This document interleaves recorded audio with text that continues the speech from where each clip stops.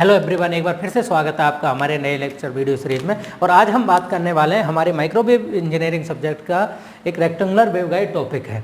तो rectangular waveguide topic हमको पढ़ना इसलिए ज़रूरी है, अगर हम बात करते हैं हमारे माइक्रोवेव कंपोनेंट्स के लिए, तो माइक्रोवेव जो कंपोनेंट्स हैं जैसे कि E plane T, H plane tee, magic tee, इन सभी की सभी में हमें रेक्टेंगुलर वेवगाइड बहुत इंपॉर्टेंट है। क्यों?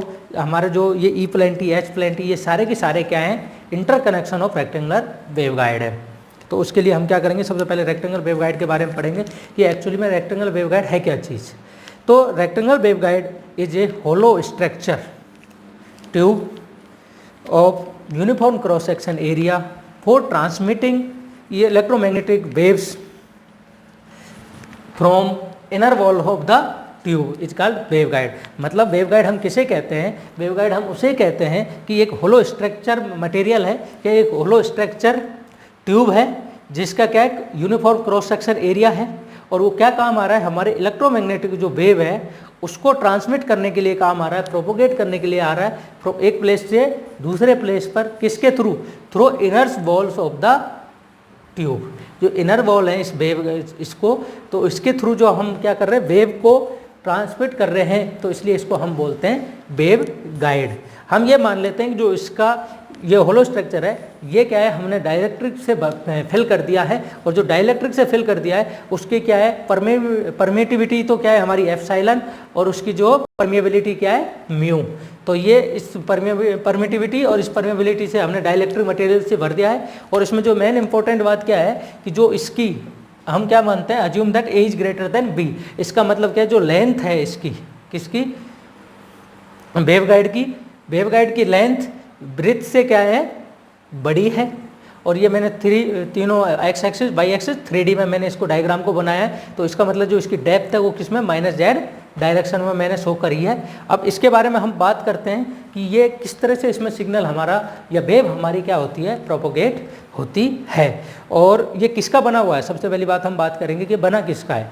तो जो वेवगाइड है, rectangular waveguide is made up of copper alloy. किसकी बनी रहती है? ये कॉपर अलॉय की बनी रहती है। मतलब कॉपर अलॉय किसकी? ब्रास की। तो ये ब्रास की बनी हुई है। और जो इसकी जो इनर वॉल्स हैं उस पर हम एक थिन कोटिंग करते हैं, एक thin coating of gold and silver. तो मटेरियल गोल्ड और सिल्वर मटेरियल से हम थिन कोटिंग करते हैं किसके? इसके इनर वॉल्स पर।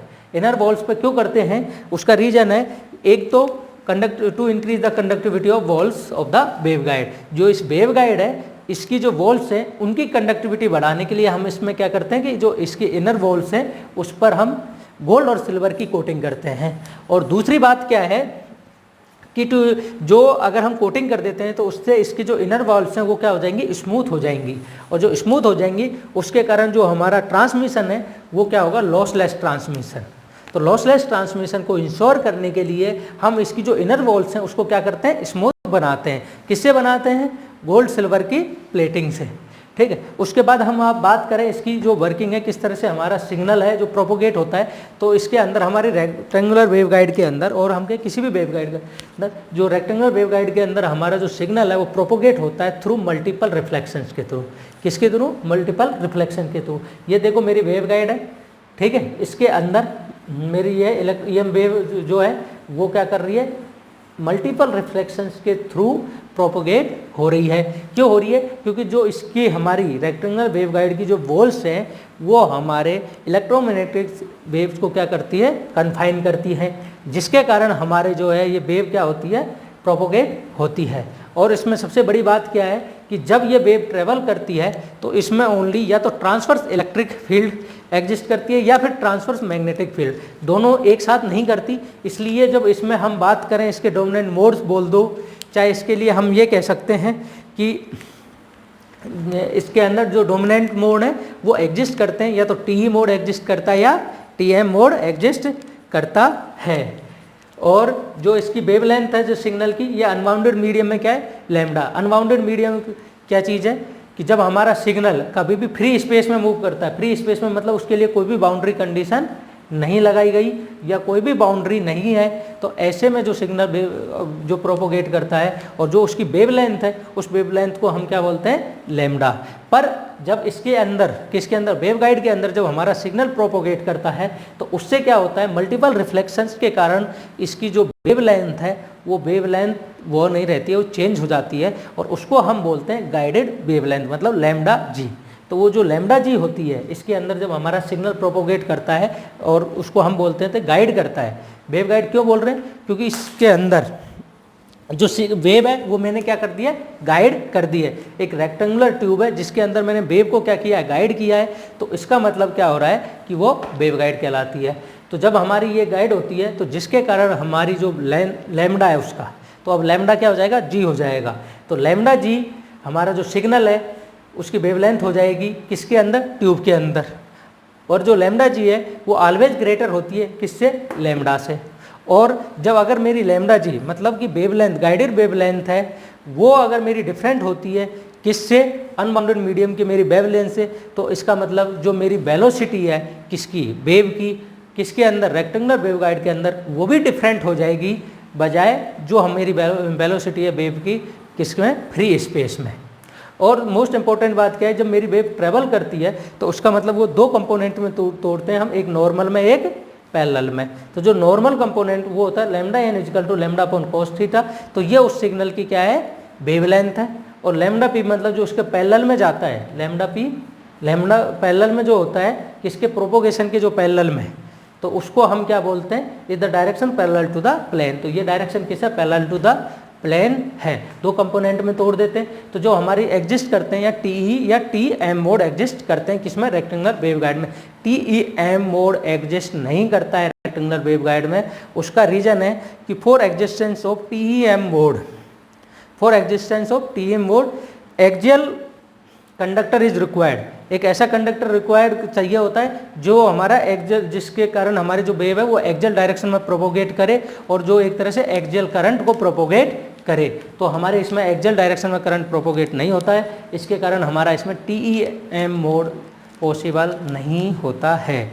और अगर इसके अंदर हम क्या करें, कुछ सॉर्टिंग प्लेट्स लगा देते हैं, माना कि मेरी ये वेवगाइड है और इसको मैंने इधर से सॉर्टिंग प्लेट कर दिया, मतलब एक तरह से इसको इधर से क्या कर दिया, बंद कर दिया। जब मैं अगर इधर से करता हूँ बंद, तो जो मेरी वेव जाएगी तो उससे सॉर्टिंग प्लेट से टकरा के वापस बैक आने लगेगी, जिसके कारण क्या होगा, मेरा सिग्नल वापस से इसमें क्या करेगा, रिफ्लेक्टेड होने लगेगा। उससे क्या होगा, मैक्सिमा और मिनिमा बनेगा और मैक्सिमा मिनिमा बनने से हमारे क्या, स्टैंडिंग वेव्स बनेंगी।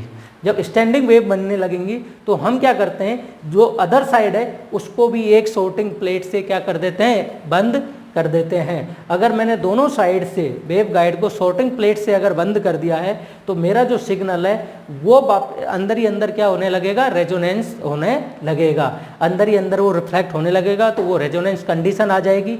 और जो इसकी अंदर क्या है, ये होलो स्पेस है, इसलिए इसको बोलते हैं हम क्या, कैविटी। तो होलो स्पेस को हम कैविटी बोलते हैं। तो अब जब ये सिग्नल अंदर अंदर रेजोनेंस करेगा, होलो स्ट्रक्चर है, इसलिए हम इसको बोलते हैं कैविटी रेजोनेटर। तो ये हमारा जब रेक्टेंगुलर वेवगाइड किसकी तरह काम करने लगेगी, कैविटी रेजोनेटर की तरह काम करने लगेगी। उसके बाद हम बात करते हैं कि अगर लॉसलेस ट्रांसमिशन के लिए जो हमारा एक ट्रांसमिशन होता है, जो टू लाइन ट्रांसमिशन के अंदर, टू लाइन ट्रांसमिशन के अंदर जब हमारी वेव ट्रेवल करती है तो उसमें हमारी सारी फ्रिक्वेंसीज अलाउ होती हैं, सारी फ्रिक्वेंसी अलाउ होती है। पर रेक्टेंगुलर वेवगाइड के अंदर ऐसा नहीं होता है। रेक्टेंगुलर वेवगाइड के अंदर एक सर्टेन फ्रिक्वेंसी है जिसको बोलते हैं कट ऑफ फ्रिक्वेंसी, क्या है, एफसी। तो जो एफसी है, एफसी से ऊपर अगर कोई फ्रिक्वेंसी है वही अलाउ होगी रेक्टेंगुलर वेवगाइड के अंदर प्रोपोगेट होने के लिए। तो मतलब एफसी से अगर फ्रिक्वेंसी ज़्यादा है तो वो हमारा वेवगाइड से वो सिग्नल प्रोपोगेट हो सकता है, अदरवाइज वो सिग्नल प्रोपोगेट नहीं होगा। तो जिसके कारण हम ये कह सकते हैं कि ये सर्टेन फ्रिक्वेंसी से अबव फ्रिक्वेंसी को क्या कर रही है, पास कर रही है। तो हमारी जो रेक्टेंगुलर वेवगाइड है वो किसकी तरह काम करती है, हाई पास फिल्टर की तरह काम करती है। इसके बाद अगर हम इसकी कट ऑफ फ्रिक्वेंसी को देखें या कट ऑफ वेवलेंथ को देखें, इसके ऊपर खूब सारे न्यूमेरिकल पूछे जाते हैं। तो जो कट ऑफ फ्रिक्वेंसी का फॉर्मूला मैंने डायरेक्टली निकाल दिया है कि मैंने बाउंड्री कंडीशन वगैरह समझाने लगूंगा तो वीडियो बहुत बड़ा हो जाएगा। तो जो मेरा कट ऑफ फ्रिक्वेंसी है, मेनली जो एग्जाम में क्वेश्चन पूछे जाते हैं वो इन दोनों क्वेश्चन से पूछे जाते हैं। तो कट ऑफ फ्रिक्वेंसी पूछ लेंगे और हमको वैल्यू दे देंगे कि ये वैल्यू है m/a का होल स्क्वायर प्लस n/b का होल स्क्वायर। तो m और n, m और क्या है, मेरे क्या डोमिनेंट मोड्स वाले हैं कि जैसे कि अगर मेरा TE एग्जिस्ट कर रहा है, तो इसका मतलब उसमें TMN, तो जो मोड मेरा एग्जिस्ट कर रहा है, माना कि TE11 अगर मेरा एग्जिस्ट कर रहा है, TE11 एग्जिस्ट कर रहा है, तो इसका मतलब मेरी M और N की वैल्यू क्या हो जाएंगी, 1 और 1। और A और B की वैल्यू कौन सी होंगी, A और B की वैल्यू जो मेरी इसकी विड्थ और लेंथ दे रखी होगी किसकी, रेक्टेंगुलर वेवगाइड की। म्यू और एप्सिलॉन नॉट की वैल्यू मेरी परमिटिविटी और परमेबिलिटी की दे रखी होगी। अगर वो कहते हैं फ्री स्पेस में, तो मैं उसकी वैल्यू को पुट कर दूंगा, तो जिसके कारण मेरी अगर कट ऑफ वेवलेंथ निकालनी है तो मेरी लैम्डा सी हो जाएगी V/FC, जिसकी वैल्यू हो जाएगी 2/m/a का स्क्वायर प्लस n/b का स्क्वायर का रूट। तो ये हमारे यहाँ से हम cut off wavelength, cut off frequency, इस पर खूब सारे क्वेश्चन पूछे जाते हैं और उसमें ज़्यादा कुछ नहीं पूछा जाता, सिर्फ यही 2 फॉर्मूले होते हैं।